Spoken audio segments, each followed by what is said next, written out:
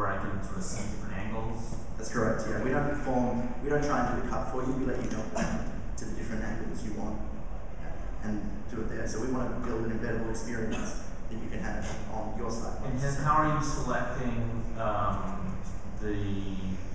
how do you know it's of the same event or of the same, actually thing in the frame? Sure, so that's what our technology on the back end does. So it scours the web, YouTube and Facebook specifically for video content, and then through deep analysis of that, that's how we figure out what video belongs and also how it all fits together. Are you analyzing the images? Are you analyzing the metadata around the video? Are you analyzing the location? Give some idea. Without giving away too much of our secret sauce, it's mostly the content itself that we're analyzing. If you look at YouTube videos right now, less than 2% have metadata like geolocation on it. So we had to go and use the actual content itself to figure this out rather than metadata. So it sounds like there is an IP in there somewhere, right? I mean, there sounds like they have something, right? Yeah, we've got a provisional patent. That's what I thought. And our patent attorney is an investor as well. If you use no idea how many details. Are you doing this live or it's not live? No, so we're doing this post-event, right? There are a lot of companies that can send a camera crew to do this live, but if you go to a large music event, it's hard to get a text message out, let alone live video streams. So we do this after the event. Is it pretty easy? I said it's like a streamlined process where you guys are going out and basically once a certain video, you see 3 or 4 different views of it up on YouTube, and you guys are throwing it out there, or are you looking at some other metric in order to determine which videos you do this on? Sorry. Yeah, so something that's gone viral per se, or someone that has a ton of shares, do you look at that and then say, okay, let's try to put something together, or is this all being done behind the scenes? You're just aggregating all of that onto an aggregation site? Yeah. So we're doing the events based on working with the artists. Is the biggest thing. So we're working with them directly. Oh, okay, you're working with the artists directly. Got it. Walk us through your pitch to brands, for example. How do you make sure you're happy with the quality of the content, the fact that it's not live, all those things?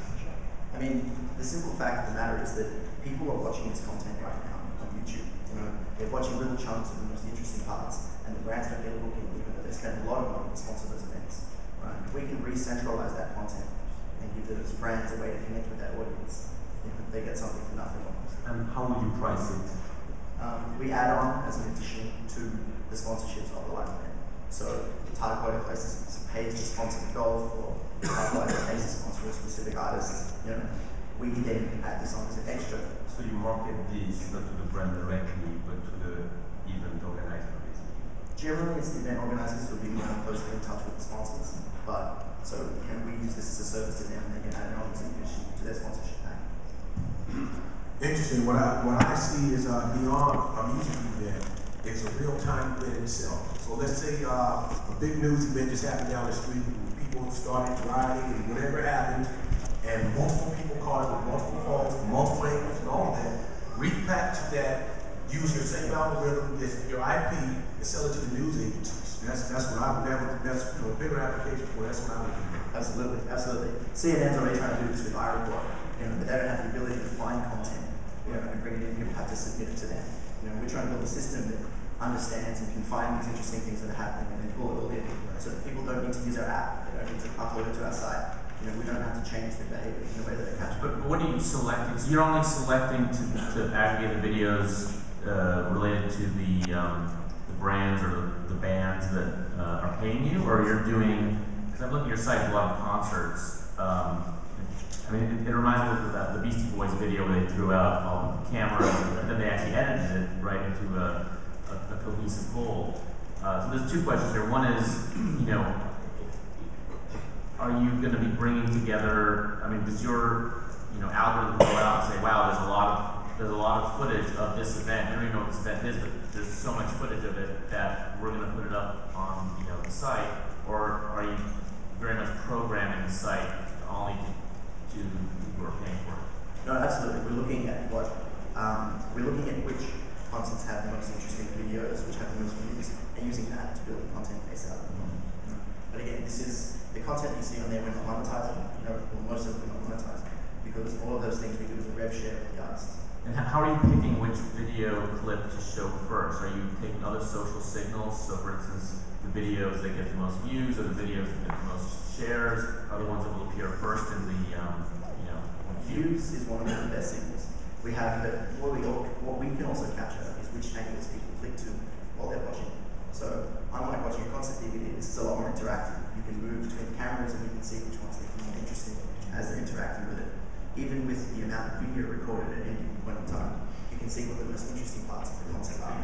So if 20 people have taken video at this particular moment, maybe that song's going to be a hit. Right, let's open up from the audience.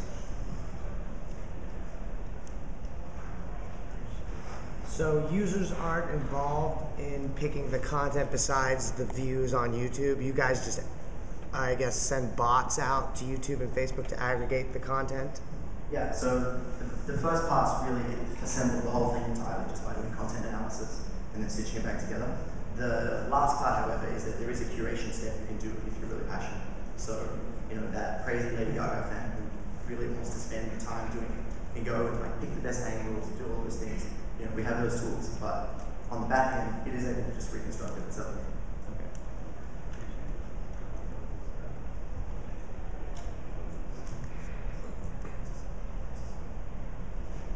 All right, last chance for one more question. All right, here, straight ahead. The add-on, you said that it's right now it's an add-on, it's line item on your sponsorship for, how is that structured? Does that scale with volume of views, or is it like CPM? What's the economics around that line item? Sure. So the vector of scale we're doing is number of events as a basis, and then on top of that, the number of views past 500,000. All right, so Turner is our sponsor here, so I'm sure that Turner people will be taking a look at this company because it has broad applications. SwitchCam. That's correct.